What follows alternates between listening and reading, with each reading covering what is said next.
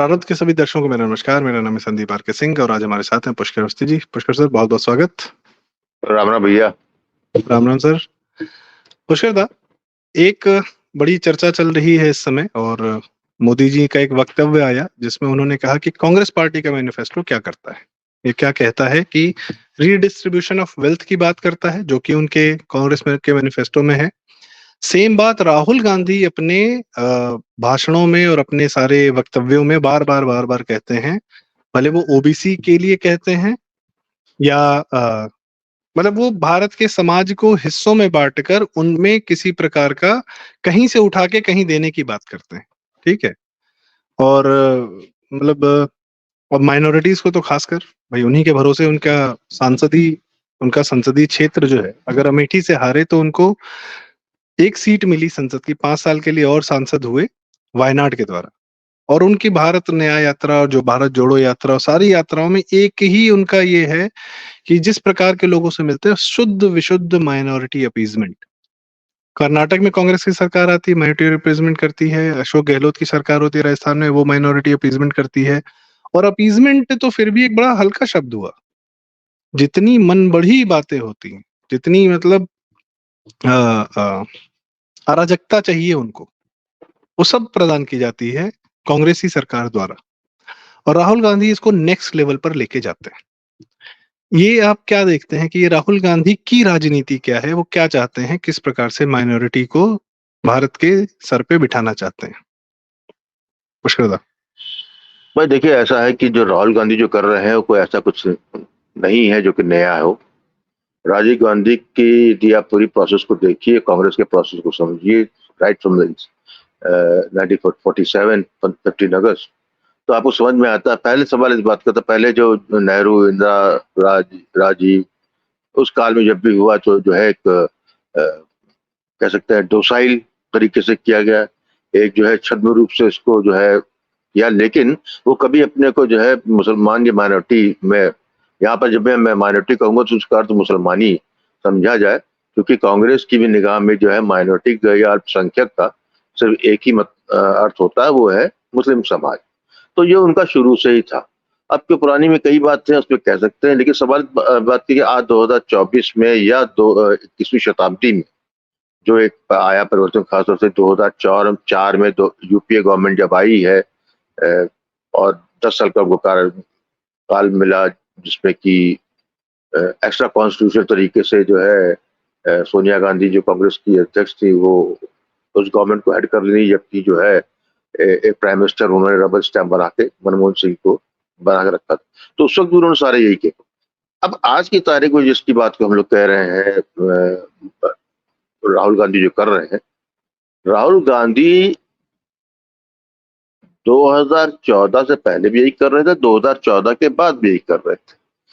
बस अब फर्क इतना ये हो गया कि 2024 में क्योंकि डू एंड डाई वाला मामला है, 2024 में दुनिया को विश्वास हो या न हो, कांग्रेस के समर्थक पत्रकार, उनका मीडिया हाउस, उनके जो समर्थक बुद्धिजीवी हैं, वो क्या सोचते हैं, वो सपना देखते हैं कांग्रेस जी। लेकिन मैं समझता हूँ कि राहुल गांधी को हकीकत अच्छी तरीके से मालूम है। सॉरी, तो उनको अच्छी तरीके से मालूम है कि क्या कि परिणाम क्या आने वाला। तो ऐसे संदर्भ में जो है निश्चित रूप से उनके पास एक ही अल्टरनेटिव है कि हम जो है, जब हम आखिरी we are fighting a last battle to regain the glory, या एक आउटसाइड चांस है कि मैं दोबारा आ सकता हूँ, वो तब हो सकता है जब हम टोटली भारत के सामाजिक समीकरण को, भारत के हिंदू के सामाजिक समीकरण को, उसको छिन्नभिन्न करें और साथ में हम जो है पूरी तरीके से जो हम पे ढक चुपके करते थे उसकी जगह हम जो है ताल ठोक के हम मुस्लिम वोट बैंक के, मुस्लिम समाज के एकाकी नेतृत्व के रूप में हम सामने आते हैं। उसमें हम रेडिकल इस्लाम को भी कबूल करते हैं, हम जो है उसके विचारधारा को भी कबूल करते हैं, हम उसके साथ ही जो है भारत के छिन्न भिन्न होने की कोई संभावना है तो उसको भी स्वीकार करते हैं। तो जो राहुल गांधी ने जिस तरीके से राहुल गांधी को इंटेलेक्चुअल नहीं है, ये जो रीडिस्ट्रीब्यूशन की थ्योरी लेकर आया है वो जो है वो उसका नहीं है, वो कांग्रेस का घोषणा पत्र है भी नहीं। ये घोषणा पत्र बाहर से बन के आया, ये बेसिकली जो रेडिकल लेफ्टिस्ट आइडियोलॉजी जो होती उसका एक सपना होता है। वो एक ऐसा सपना है जो कि जिसके प्रयोग 20वीं शताब्दी के बाद से कई जगह किए गए और हर जगह असफल रहा। यहां तक कि वो इतना सफल रहा कि जिन सोवियत संघ ऐसे विशाल काय साम्राज्य शक्तिशाली राष्ट्र का विघटन हो गया जब वो फेल किया। चाइना का भी है, चाइना ने जो है उसको नाम कम्युनिस्ट पार्टी देकर है, कम्युनिस्ट दे रखा है। बेसिकली पिछले 20 साल से चाइना एक तरीके से कैपिटलिस्ट हो चुका है, लेकिन दूसरे क्या कैपिटल चाहता है कि कम्युनिज्म रहे ताकि वो उस पर रूल कर सके। यही सेम साइकोलॉजी जो है जो अमेरिका में बैठे हुए सुपर रिच हैं या डीप स्टेट है, ग्लोबलिस्ट है, कबाल है, जो भी नाम देखिए, एमएनसीज है, वो भी जो है क्या मतलब ये कितना विचार विरोधाभास रहता है कि वो एक तरफ जो है अरबपति खरबपति होते हैं और उसके बाद जो है वो लेफ्ट की विचारधारा को सपोर्ट करते हैं। वो लेफ्टिस्ट नहीं है, लेकिन हर कैपिटलिस्ट को हर उसको जो है एक टूल चाहिए था, उसके लिए बेस्ट होता है स्लेव जनरेशन चाहिए होती है, उसके लिए जो है वामपंथ जो है आइडियोलॉजी सबसे श्रेष्ठ होती है। जी, आपने जो ये बात कही कि अमेरिका और यूएस वगैरह टोटली कैपिटलिस्ट हैं, चाइनीज सिर्फ नाम के कम्युनिस्ट रह गए हैं, वो पूरी तरह कैपिटलिस्ट है। यूएसएसआर टूटा, उसने कम्युनिज्म का सोशलिज्म का ये इतना बड़ा एक्सपेरिमेंट किया और अंततः टूट गया। बाद में रशिया जब उस रशिया फिर से वापस ऊपर उठा तो उसने भी पूरी तरह कैपिटलिज्म के एक प्रोसेस को अपना लिया। तो क्या आप ये मानते हैं कि अच्छा वैसे भी यूएस को सुपर पावर रहना है, अपनी हेजीमनी बना के रखनी है, चाइना को भी है कि हम मैन्युफैक्चरर ऑफ द वर्ल्ड रहें, सारा कैपिटल उठ के हमारे यहाँ आ जाए, सब लोग सामान के लिए हम पर निर्भर रहें, तो ये लोग नहीं चाहते कि ये भारत किसी प्रकार से उठे, और भारत ना उठे इसके लिए इनको कैपिटलिज्म तो स्वयं के लिए चाहिए, पर कम्युनिज्म और सोशलिज्म जिससे किसी भी देश टूटने की कगार पे आ जाता है, वो इनको भारत के लिए चाहिए। और वो भारत में इम्प्लीमेंट करने के लिए उनके पास 3-4 टूल हैं, जैसे ब्रिटिशर्स के पास भी बहुत सारे टूल थे, भारतीयों के माध्यम से ही भारत पे राज किया उन्होंने। नेहरू हो गए, गांधी हो गए, और भी तमाम नरम दल वाले जितने थे या जो डोमिनियन स्टेटस की मांग कर रहे थे, उस प्रकार से बाद में of course this is a proven history now. तो क्या ये नए नेहरू गांधी पैदा किए जा रहे हैं जो भारत पे बाहरी शक्तियों के बेनिफिट के लिए भारत पे रूल करे, और उनको जो सपोर्ट मिलता है वो मिलेगा यहाँ की मुस्लिम वोट बैंक से? क्या ऐसा देखते हैं आप? जब मैं इसको इस तरह देखता हूँ कि भारत जो है 15 अगस्त 1947 में जो स्वतंत्र हुआ था, तो वो स्वतंत्रता है फॉर नेम सेक था बेसिकली। तो जो है भारत की आजादी जो है for the sake of British, to keep the interest of the British and the West, उसके लिए किया था। उसके लिए जो है नेहरू को चुनाव किया गया था भारत को लीड करने के लिए। और क्योंकि साथ में जो है नेहरू का जो है एक रोमांटिज्म था सोशलिज्म से, तो वहां पे सोवियत रशिया की विचारधारा भी आती जो उन्होंने अपने आर्थिक नीतियों में परिलक्षित किया। उसी को जो है नेक्स्ट लेवल दिया इंदिरा गांधी जब आई, उन्होंने किया। तो बेसिकली क्या है कि जो आपका जो बाहर का कैपिटलिस्ट है या जो विदेशी शक्तियां हैं, उनके लिए जो है भारत जो है 2014 तक उतने मायने नहीं रखता था, क्योंकि वो ऑलरेडी उनका गुलाम था। वो ऑलरेडी जो है उनके, क्योंकि करप्ट लीडरशिप थी, करप्ट ऐसे कोई भी घटना, ऐसी कोई भी हुक्म नहीं था पाश्चात्य जगत का जिसको कि भारत बजा नहीं सकता था, क्योंकि सब कॉम्प्रोमाइज थे। अब देखिए ना, जब भोपाल गैस ट्रेजडी होती है तो एंडरसन जो उनका जो चीफ एग्जीक्यूटिव होता है, उसको जो है राजीव गांधी उस वक्त प्रधानमंत्री थे, उनका फोन जाता है और मध्य प्रदेश में मुख्यमंत्री अर्जुन सिंह अपनी ही गाड़ी से उसको जो है जहाज में बैठा के भगा देते हैं। तो दबाव था ना, आप नहीं कर सकते उसको। प्रॉब्लम क्या आ गई कि 2014 से पहले तक भारत का आर्थिक रूप से ना विकसित हो रहा था और केवल एक प्योर मार्केट था। लेकिन 2008 में जब कांग्रेस ने और चाइनीज कम्युनिस्ट पार्टी में समझौता हो गया, वो ऐसा गुप्त समझौता है जिसका उसका कभी सामने तो नहीं आया, लेकिन उस एग्रीमेंट के बाद ये देखा गया कि कांग्रेस का मनोनीत नेतृत्व, उसने जो आर्थिक पॉलिसी लागू की, उसने आपका ऐसे पूरा डिस्ट्रॉय कर दिया, आपका मिडिल चीज पूरी खत्म कर दी, आपका सेल्फ रिलायंस खत्म हो गया। वो जो है चिंता का विषय बना अमेरिकन के या कह लिए वेस्टर्न एमएससी से कि यहाँ पे चाइनीज इंटरेस्ट जो है या चाइनीज कैपिटलिज्म का इंटरेस्ट ज्यादा टेकन केयर हो रहा, हमसे नहीं हो रहा। उसके जब 2014 में जब नरेंद्र मोदी जी प्रधानमंत्री बने तो उन्होंने जो एकदम से बाजी पलट दी। 1 अरब 35-40 करोड़ की जनता जो कि मार्केट थी, जिसको जो है विदेशी शक्तियां या विदेशी कंपनियां जो है उसको अपना उपभोक्ता बनाए हुए थी, उसी को जो है उन्होंने टर्न अराउंड किया और जो है अपने टर्म पे हम उपभोक्ता बन जाए, हमने उसको मार्केट किया। ये एक इससे पहले जो है बाकी सरकारों के लिए भारत की जनसंख्या एक लायबिलिटी थी, नरेंद्र मोदी जी ने उसको एसेट बनाया, और एसेट ही नहीं बनाया बल्कि जो है उसमें जो कहना चाहिए कि एक विश्वास दिया। फिर वहां धीरे धीरे self reliance, self realisation, self believe, फिर जो है तमाम जो बैंकिंग सेक्टर में जो आया, फिर उसका यूपीआई आया। ये जो क्रांतिकारी कदम उन्होंने शॉर्ट टर्म में किया, उससे ये हो गया कि भारत जो है दोबारा से उस काल चक्र में जानने को तैयार नहीं है। The present India doesn't want to get sucked in those era which was before 2014। ये जो है जब क्लियर हो गया, तब राहुल गांधी के पास सिर्फ एक ही चीज रहता है, दैट इज एनार्की। क्योंकि जितना जो है पिछले 20 साल में eastern Europe, middle east, south America में जहां जहां बदलाव किए गए, वहां पर ये आपका जो लेफ्ट लिबरल का जो फ्री स्पीच और सबका को प्रोत्साहित करके पॉपुलर गवर्नमेंट को उल्टाया गया। तो ये बराबर प्रयास जो है 2014 के बाद से होता रहा, लेकिन 2019 में से 2024 के बीच में बहुत ही सीरियस गंभीरता पूर्वक किया गया। अब क्योंकि जो चुनावी पीरियड है, चुनाव बेसिक फॉल्ट लाइन भारत में क्या है, भारत की फॉल्ट लाइन ये है कि हम जो है छद्म सेकुलरिज्म में रहते हुए हम जो है मुस्लिम अपीजमेंट को जो है एक विशेषाधिकार का दर्जा दे चुके। कांग्रेस दे चुकी, कांग्रेस ने नहीं, कांग्रेस के अलावा सारे जितना विपक्ष है वो ये विशेषाधिकार दे चुका है मुस्लिम जमात को कि वो विशेष हैं और उनके लिए, क्योंकि उनको इस बात पे बड़ा विश्वास है कि हिंदू एक मुट्ठ सामने नहीं खड़ा हो सकता।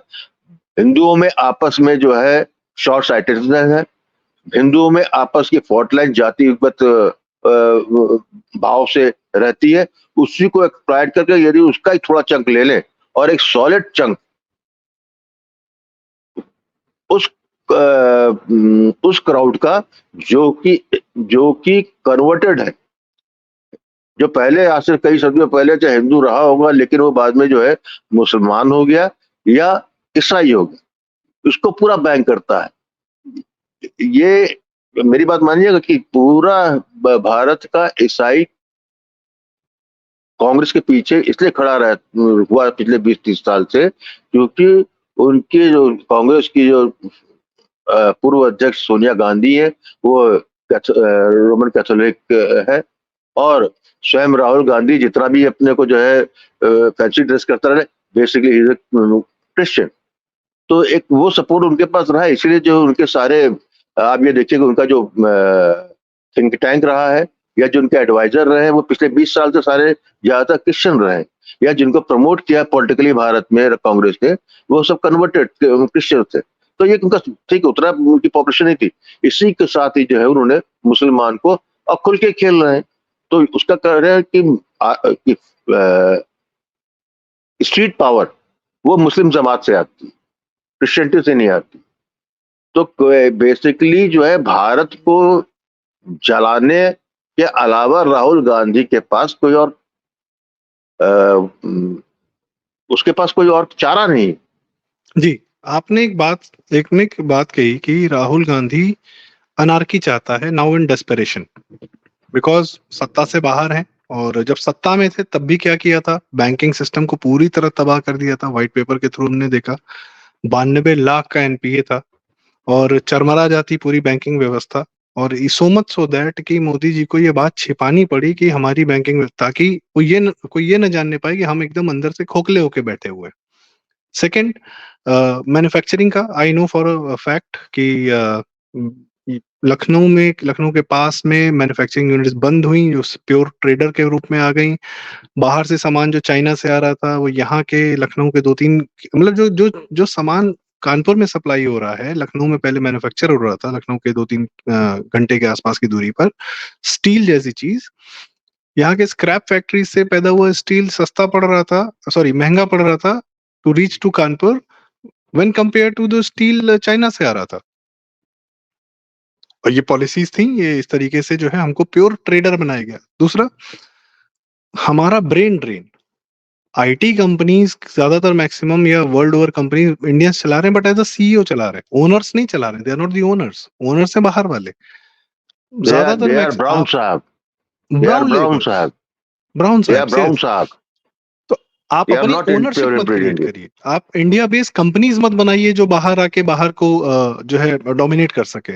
आप सिर्फ बाहर की कंपनीज में जिनकी ओनरशिप बाहर के लोगों की है, उनके लिए आप बस नौकरी करते रहिए। तो कहने का मतलब ये है कि ये, और एनआरकी की बात आपने की, तो ये पूरा माहौल राहुल गांधी की सरकारों ने, मतलब गांधी फैमिलीज की सरकारों ने ये पूरा माहौल बनाया दिया भारत को। और आज जब भारत वापस से रिसर्जेंस कर रहा है, जब उठ रहा है, तब यह डिस्ट्रक्शन चाहते हैं, क्लियरली चाहते हैं। जो आदमी गरीबों को पैसा देने की बात करे और ये ना कहे कि भैया कुछ काम करना, कुछ मेहनत करना, व्यापार करके पैसा कमाना, जो कि मुद्रा लोन के थ्रू मोदी जी भी कर रहे हैं, गरीब अपनी भाई आमदनी बढ़ाएगा। मैं बस संदीप जी इतना एक ऐसा, छोटा सा सवाल, ये भारत के प्रति नफरत क्या है राहुल गांधी को, कि जब अब स्वयं सत्ता में थे तब भी तबाह करने की कोशिश कर रहे थे, और विपक्ष में है तब भी तबाह करने की कोशिश कर रहे हैं। ये नफरत क्या है, क्यों है? कि भारत नफरत इसलिए है कि वो एक तो ईसाई है, प्रथम कारण तो ये है। दूसरा, ये 1980 में जब राजीव गांधी प्रधानमंत्री इंदिरा गांधी के हत्या के बाद 84 में बनाए गए, तो उसके बाद एक जो था विशेष अधिकार, कि ये हमारा जन्मसिद्ध अधिकार है, हम पे लाइनिया नेहरू का खून है, इंदिरा गांधी का खून है, हम उस परिवार के, गांधी परिवार के हैं, तो ये हमारा जन्मसिद्ध अधिकार है, हम शासक वर्ग है, हमको ही शासक होना है।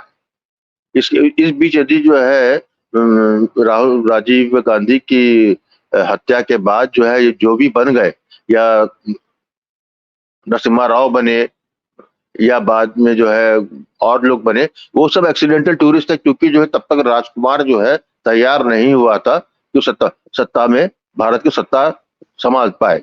सोनिया गांधी को 2000 में चांस मिला था, लेकिन वो अभी तक मिस्ट्री है कि कि सोनिया गांधी चाहकर भी जो है उनको जो है थके मन से उनको जो है बैक सीट पाना पड़ा, और एक शो तथाकथित जो है मनमोहन सिंह को जो है एक रबर स्टैम्प के रूप में प्रधानमंत्री बनाया। तो ये लग रहा था कि 2014 को जो का चुनाव आएगा, यदि मोदी एक बार आ गए तो ये फिर एक तरीके से अनोमली होगा, फिर 2019 में मौका मिल जाएगा। लेकिन जो है जिस तरीके से 2014 और 2024 में बदलाव हुआ, बदलाव भारत में ही नहीं हुआ, भारत के जनमानस में हुआ। जिस तरीके से विशेषतः 2019 के बाद हिंदुत्व शब्द गायब हुआ, सनातन ने शब्द सामने आ गए, और आज की तारीख में जो है हिंदू है वो अपनी पहचान एक सनातनी के रूप में जो है ओन करता है, और उस पर गर्व महसूस करता है। ये एक खतरे की घंटी, क्योंकि ये जो है उसी के साथ जो है जो पिछले पूर्व में जो कुकर्म सनातन संघ हुए, जिसको जानबूझ के जो है भारत की स्वतंत्रता के बाद इस परिवार ने किया, और इस परिवार की पार्टी कांग्रेस के समर्थकों ने किया। आज भी इसी बेशर्मी से, आज भी जो है इतना होने के बाद भी जो है वो लोग खड़े हुए। तो ऐसे हालात में तो 1947 में नेहरू का सोशलिज्म से जो रोमांस था, वो 2024 में राहुल गांधी में टोटल रेडिकल लेफ्ट पे आ गया है। ये जो है आप उसको ये लेफ्ट का जो पोलपोट टाइप की जो थ्योरी जो आप कंबोडिया में जिस तरह का था, उस तरह का जो है थ्योरी आर्थिक तंत्र में लेके आने वाला। तो ये बेसिकली ही has nothing to lose. Basically तो पूरा जो है कांग्रेस का तंत्र जो है भारत को टुकड़े टुकड़े में बांटने के लिए ही काम ही कर रहा था। उन्होंने भारत को जोड़ने का काम ही कहाँ किया। 2014 के पास कोई एक ऐसा कदम जो है मनमोहन सिंह की सरकार या सोनिया गांधी ने नहीं किया, कांग्रेस ने, कि 2004 जिसमें के जो है बाद। आपको, हाँ 2004 का, कि जो है जिसमें कि भारत को जोड़ने की बात हुई। 2004 के बाद जितने भारत में फॉल्ट लाइन थी उसको पनपने दिया गया। जहां जहां एनजीओ थे उनको और फूलने दिया, उनसे पैसा खाते रहे। उन्हीं एनजीओ वालों को अपनी जो है कोऑर्डिनेशन कमेटी में जो उन्होंने बनाई थी उसमें रखा। और जब कश्मीर में अलगाव हुआ था तो वहीं के जो आतंकवादी थे जिन्होंने पंडितों की हत्या करके वहां से हिंदुओं को भगाया था, उनको पूरा जो है दिल्ली में जो है उसका मान सम्मान दिया गया, उनका आदर सत्कार किया गया। चाहे नॉर्थ ईस्ट में हो तो नॉर्थ ईस्ट में पूरा जो है पूरा क्रिश्चियन लैंड जो है बना दिया। उसी तरीके से आपका साउथ में जो है बढ़ बढ़ के होने दिया। छत्तीसगढ़ झारखंड में जो है दिन दूनी चार, क्या बोलते हैं, नक्सल, दिन दूनी, हाँ चार नक्सल चौगनी, नहीं, नक्सल, हाँ चार चौगनी। नक्सल के आड़ में मिशनरीज द्वारा दिन जो दूनी है रात चौगनी। आदिवासियों का जो है धर्मांतरण, तो ये पूरा किया गया। ये पूरा वो तो 2014 में आने के बाद जो एक ब्रेक लगा, वो भी एक कहते हैं पॉज था, उनको था कि 2019 में फिर हम आ जाएंगे, लेकिन दुर्भाग्य से जो है नहीं हुआ। और 2024 में तो किसी तरीके का है ही नहीं। इसीलिए मैं बात कहता हूँ, अपनी बात यही मैं खत्म करूंगा, इसको लंबा हो जाएगा वीडियो। आपको 4 जून 2024 की उतनी चिंता नहीं करना चाहिए। आपका जो आज बीज बो रहा है ये राहुल गांधी, ये 4 जून तक तो वो आग नहीं लगा पाया, लेकिन 4 जून 2024 को परिणाम, चुनाव के परिणाम आने के बाद आप देखिएगा कि ये जो है माचिस लेके जो है पूरे भारत में आग लगवाए। ये आह्वान करेगा, ये इसको डिस्प्यूट करेगा रिजल्ट्स को, और उस रिजल्ट को डिस्प्यूट करने के लिए स्ट्रीट पावर की जरूरत पड़ेगी। वो स्ट्रीट पावर जो है हर मस्जिदों, हर गलियारे से निकल के सड़क पे आएगी, जो अर्बन, और उसके साथ जो है अर्बन नक्सल का नेक्सस सामने आएगा। आप देखिएगा इंटरनेशनल इसको, पावर्स का सपोर्ट आएगा। आज ही से लिखना शुरू हो बिल्कुल चुका आर्टिकल। ये इसलिए आएगा क्योंकि 2024 में जो डिवीजन ऊपर लेवल का है, तो देखिए जब आपको जो है उनकी मजबूरी है कि उनको शिफ्ट यहाँ करना है, लेकिन they want to do it on their own terms. लेकिन जो है मोदी जी, यदि ऐसा होता तो एलन मस्क दोबारा जो आके नहीं लौट आया, इसलिए बिकॉज जो उसको चाहिए था, the kind of leverage he wanted, उसको नहीं मिला। वो फिर आगे जाएगा, क्योंकि अल्टीमेटली 4 जून के बाद भी टेस्ला फैक्ट्री लगेगी, लेकिन तब तक कंडीशन जो है इंडिया के फेवर की होगी। तो ये गेम होता है, उसको है, उसमें तो यूज होने वाले महत्वपूर्ण है। ये हमेशा होता रहा है, आज से नहीं हुआ। पिछले 300-400 साल का इतिहास है, पढ़िए कहीं पे भी, जो जहां पे डिसलेक्शन हुआ, जहां पे भी संपदा आई, वहां पे यही जो है गेम होता है। विशेषतः 20वीं शताब्दी तो पूरा इतिहास भरा पड़ा हुआ है, हर राष्ट्र के साथ ऐसा हुआ, तो उसकी कोई बात नहीं है। हाँ वो होगा, ये एक नेसेसरी इविल है, ये एक नेसेसरी ऑपरेशन है। अराजकता होनी चाहिए, भारत में जलना चाहिए, भारत को जो है, क्योंकि जब तक स्ट्रीट पावर सामने आके भारत जलाएगी नहीं, तब तक जो है जो 2024 का जो है मोदी 3.0 का मोड है, जो कि स्पष्ट अमरोहा और अलीगढ़ में बोल के मोदी जी स्पष्ट कर चुके हैं, जिनको समझ में नहीं आया था, वो जो है ही will take bull by the horn. तो मैं जी, सोचता हूँ कि ये जो है, जो राहुल चाहते हैं, वो 4 जून से पहले तो नहीं हो पाएगा। हाँ 4 जून के बाद जरूर जो है अराजकता के स्तर पर अवश्य होगा।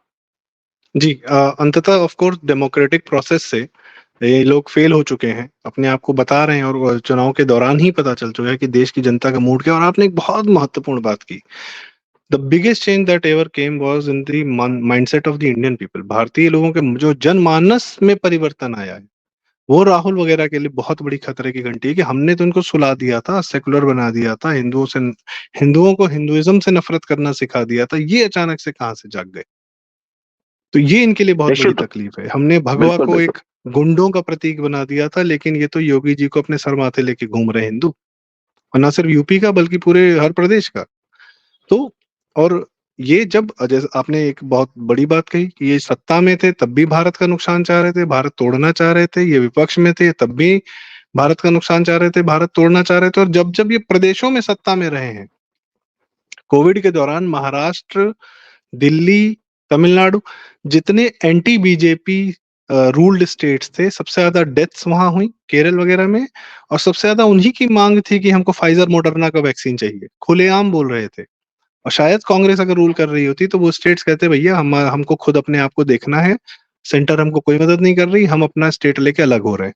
हो सकता है कोविड के दौरान यदि मोदी जी ना होते तो भारत टुकड़ों में बट चुका होता, निश्चित रूप और ये से, निश्चित रूप से। कांग्रेस और कम्युनिस्टों की दिली इच्छा पूरी हो चुकी होती, और ये शायद दुनिया मतलब का जो प्लान बात भी यही था, क्योंकि जो कोविड मैं से बात बड़ा वॉर तो कोई नहीं था, कोई वर्ल्ड वॉर नहीं, कोई कोल्ड वॉर नहीं। Covid was the biggest war जिससे हम बच के निकल गए, ये भी उनके लिए बड़े आश्चर्य की बात है, इससे भी बहुत बड़ी तकलीफ है। तो पुष्कर साहब बहुत बहुत धन्यवाद हमको क्लैरिटी लाने के लिए कि what exactly Rahul Gandhi and the Kotri wants, और उससे सचेत रहने की आवश्यकता है।